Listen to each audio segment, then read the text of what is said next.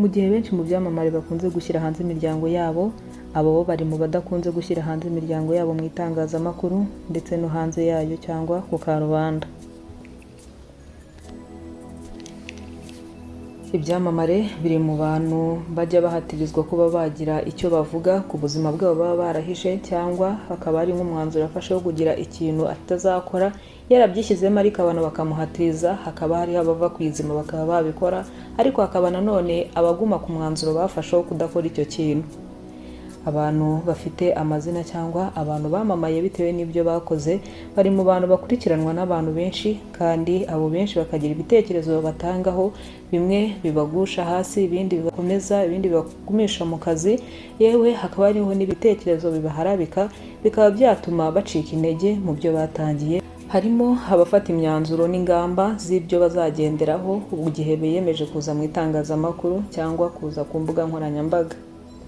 Aba rero bari mu badahitamo kugendera ku by'abakunzi babo cyangwa ku by'abantu nyamwinshi bavuze, ahubwo bagahitamo icyo bakwiriye gukora mu mahitamo yabo, nta wundi muntu bagishije inama, cyangwa bagagisha inama imiryango yabo, bakemeranya gukora ikintu kikaba icyo ngicyo.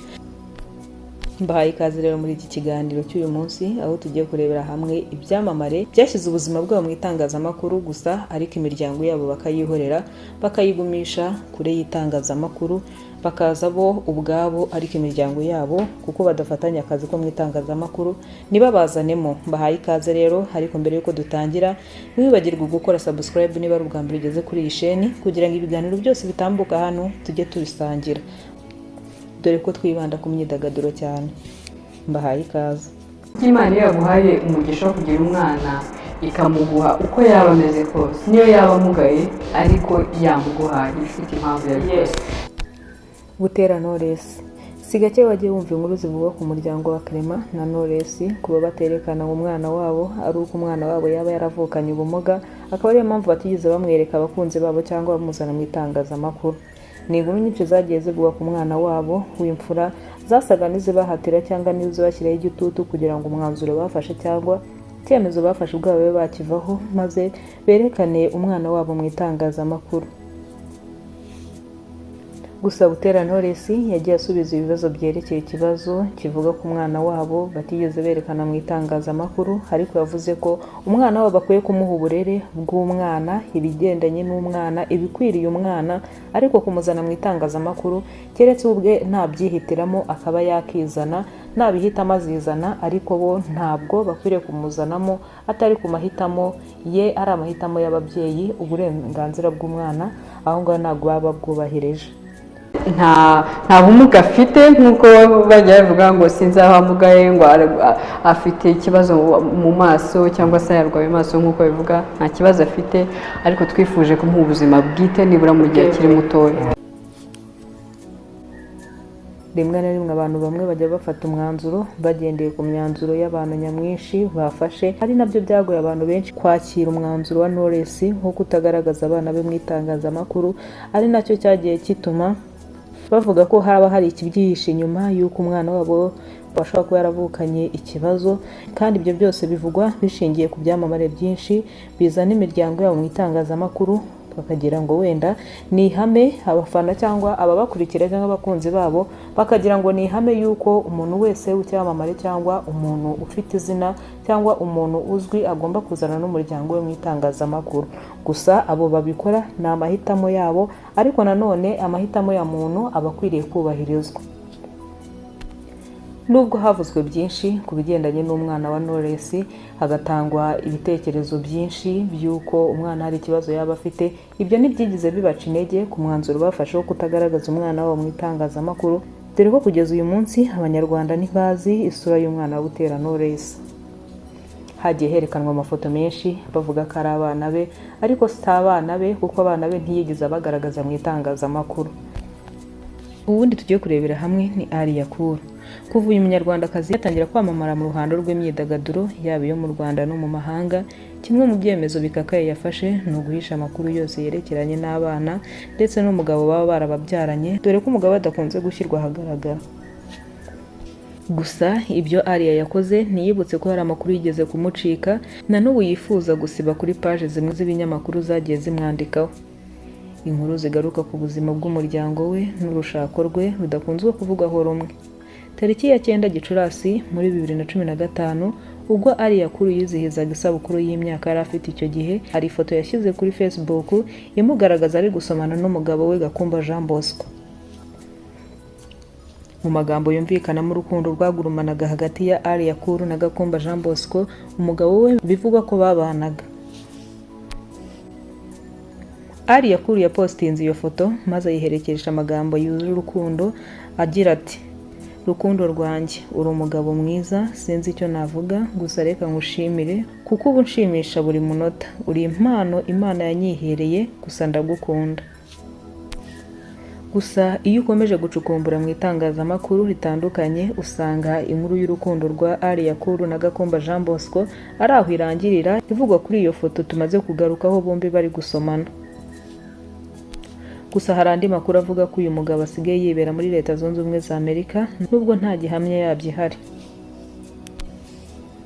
Mu mwaka wa 2022 Alia Kuru yahishuye ko akiri inkumi y'imyaka 23 y'amavuko yibarutse umwana we w'imfura. Gusa iby'uyu mwana n'umugabo baba baramubyaranye ni imwe mu nkuru zibitse kure cyane y'itangazamakuru, ku buryo no kubona amafoto y'umwana byakubiza icyuya nk'uvuye mu cyate. Kuri iyi ngingo kandi Alia Kuru avuga ko atarakira igikomere yagize igihe yabyaraga uwo mwana, ku buryo yabasha kuvuga inkuru yacyo imukora, by'umwihariko igihe ari imbere y'itangazamakuru. Kugeza ubu nubwo uyu munyarwandakazi afite abana babiri yahishe itangazamakuru, biragoye kwemeza ko uyu mugabo we Gakumba Jean Bosco bakibana mu nzu imwe bitewe n'inkuru zagiye zimuvugwaho kuva muri 2015. Alia Kuru nta na hamwe arongera kugaragara ari kumwe n'umugabo we nawe wibera kure y'itangazamakuru n'imbuga nkoranyambaga. Undi tugiye kurebera hamwe ni Bruce Melody. Ni kenshi hagiye havugwa byinshi kuri Bruce Melody, ndetse bakavuga impamvu zituma Bruce Melody adakunze gushyira umugore we mu itangazamakuru. Havugwa byinshi, bamwe bakavuga ko atari proud ye, mbega havugwa byinshi cyane, n'ubusanzwe havugwa byinshi. Bruce Melody nubwo adakunze gushyira hanze umugore we mu itangazamakuru, gusa uyu mugabo ntibimubuza kunyuzamo agataka umugore we mu ruhame, akereka urukundo abana be, dore ko anabakunda cyane. Gusa muri iki gihe hasigaye anabikora kenshi, aho agenda agaragaza umugore we akamubwira amagambo akomeye, yaba yagaragaje amafoto ye cyangwa atayagaragaje. Umubano wabo watangiye kera, Bruce Melody akirwana no kuzamuka ndetse no kubaka izina. Barakundanye, barafashanya, Catherine akaba yarabaye hafi Bruce Melody mu bihe bitari byoroshye. Mu mpera za 2014 nibwo Bruce Melody yafashe umwanzuro wo gushaka umugore ari we Catherine. Ntabwo Bruce Melody yigeze agaragaza umugore we mu ruhame, amugaragaza bwa mbere mu ruhame hari mu mwaka wa 2016 mu irushanwa rya Primus Guma Guma Superstar. Icyo gihe yagaragaye yagiye gushyigikira Bruce Melody mu irushanwa.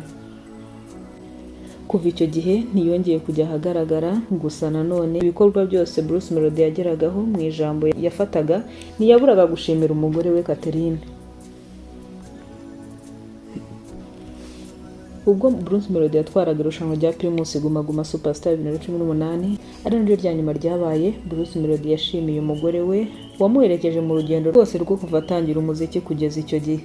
Mu ijambo rye yagize ati: "Hari umuntu witwa Mama Brita, nubwo mutamuzi ariko mumumpera amashyi, ndamushimira cyane, nawe yaramfashije muri ibi bintu." Avuga ko nubwo abantu batamuzi ariko ari umuntu wa danje. Bruce Melody 2019 yahimbiye umugore w'indirimbo yewe aranayimwitirira Catherine, ashimangira urukundo amukunda ndetse anavuga n'ubwiza bwe. Bruce Melody ibyo yagezeho byose ashimira umugore we, avuga ko byose ari we ubigiramo uruhare. Abantu benshi bakunze kuvuga ko Bruce Melody atari proud y'umugore we, ariko abo bose babivuga bashingiye ku miryango myinshi y'ibyamamare ikunze gushyira hanze imiryango yabo mu itangazamakuru. Gusa Bruce Melody udahwema kugaragaza urukundo akunda Catherine ndetse n'impano nyinshi agenda amuhundagazaho kandi ziremereye. Ibyo byose kandi nibyo bitesha agaciro abavuga ko atari proud ye. nta kabuza Bruce Melody akunda umuryango we cyane, akaba anabyerekana yaba ku mugore we n'abana, kandi umuryango we ni umuryango ushima Imana kandi Melody atewe ishema nawe. Bitandukanye n'ibyo bamwe bavuga ngo wenda ntabwo amushyira mu ruhame cyane, kandi guhoza umugore wawe cyangwa umukunzi wawe mu itangazamakuru si byo byerekana ko waba umukunda by'ukuri, kuko na Bruce Melody itangazamakuru arijyanwamo n'akazi, kandi akazi ke ntabwo ari akazi k'umuryango wose ngo umuryango wose abe yawuzana mu itangazamakuru ndetse no ku karubanda. Bruce Melody ni urugero rwiza rw'umugabo nyawe mu rugo, umugabo ukunda umuryango akawuhahira kandi akawurinda. Mbere yuko dusoza, mbere yuko tujya ku wundi wamamaye nawe utajya ushyira umuryango we mu itangazamakuru, ntabwo twakwibagirwa kubabwira kuri Sabe nawe yari afashe umwanzuro wo kudashyira ubuzima bwe ndetse n'ubw'umuryango we mu itangazamakuru, ariko benshi hariho abavuze yuko kubera guhatirizwa cyane n'abantu bamukurikira ndetse n'abakunzi be, yisanze nawe yishyize ku itangazamakuru. Ubundi yakoraga ibiganiro atagaragara, ariko nyuma yaje kubihindura mu gihe gitoya gishize, yaje kubihindura, nyamara aramaze igihe kinini cyane akora ibiganiro atagaragara, aho hagaragaraga umutumirwa ariko we ntagaragare. Benshi bari bafite amatsiko yo kumubona, yo kumumenya, bumva ijwi ry'umunyamakuru ariko atagaragara, bitera abana amatsiko cyane, ndetse hari nabyo benshi bavuga ko byateye igitutu kuri we, akaza kwisanga yavuye ku mwanzuro yarafashe akaza kwigaragaza ku itangazamakuru, cyangwa nawe agatangira kujya akora ibiganiro agaragara. Tugiye gusoreza kuri Mutesi Scovia. Ni umugore w'umunyamakuru ukunze kuvugwa cyane nk'umugore w'umuhanga, kandi ni nako biri, ni umuhanga mu kazi ke akora. Scovia ukunze gushyingirwa abagabo batandukanye bitewe n'uko umugabo we atajya amuzana mu itangazamakuru cyangwa atigeze amugaragaza mu itangazamakuru, ndetse n'ibyerekeye n'itangazamakuru cyangwa n'imbuga nkoranyambaga cyangwa na social media. Scovia mu mahitamo ye atajya ashimisha bamwe yo kuba batazi umuryango we. Benshi bazi ko Scovia nta mugabo agira, yewe nta n'abana afite, gusa be umugabo cyangwa abana ahamya ko ari beza, afite umuryango mwiza umushimisha, kandi yawurinze itangazamakuru. Ese se mwana n'umugore we wabyara abantu babi? Pasi mubonye umugabo mwiza, tubyara abana beza bitewe n'uko umubyeyi w'umwana wari mwiza. Scovia avuga ko we yahisemo itangazamakuru ariko ntiyigeze ahitamo kwamamaza umuryango we. Ibitangazamakuru bitandukanye ntibiruhuka, bihora bicukumbura ngo birebe ko wenda babona n'ifoto niyo yaba imwe ya Mutesi Scovia n'umugabo we, ariko iyo foto yarabuze. Scovia ubizi ko umugabo we ari mu bantu bahigwa cyangwa ashakishwa, aho buri wese aba yibaza aho yakura ifoto y'umugabo wa Scovia, cyangwa yibaza uko umugabo we ameze, bitewe n'uko Scovia tumubona nk'umugore w'umuhanga, bikaba ari byo bitera abana amatsiko yo kumenya umugabo we. Scovia yahisemo kuba mu buzima bwe buri prive, kandi yabikoze atazi ko hari igihe kizagera nk'iki akabaho umuryango ushakishwa ngo uvugweho mu itangazamakuru, ariko ntiyigeze agerageza kugira ikintu na kimwe yakora cyaba cyatuma hariho abantu bamubonerana cyangwa bamubona, bitewe n'uko nta foto y'umuryango we wabona hanze. Amenya ko ibi bintu bizaba, sinigeze negeranya ibyo bintu ngo mbishyire hanze. Narinzi ko abantu bazamenya ko nitwa Scovia Mutesi, ntabwo abantu bigeze babona ibyo bazana. Ku gitutu cyinshi cy'abantu bamushyiraho hamwe no kumushotora ngo barebe ko wenda yava ku izima, akaba yakerekana ibyo atahisemo kwerekana, ari umuryango we, yaba umugabo we cyangwa n'abana. Scovia avuga ko nta mpamvu yo kwisobanura.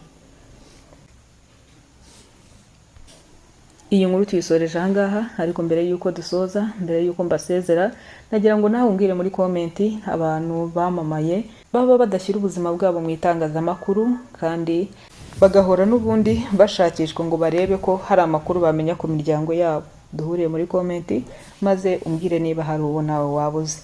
Mwakoze mwebwe mwese twabanye, ndabashimira, kandi dukomeze kubana no mu bindi biganiro.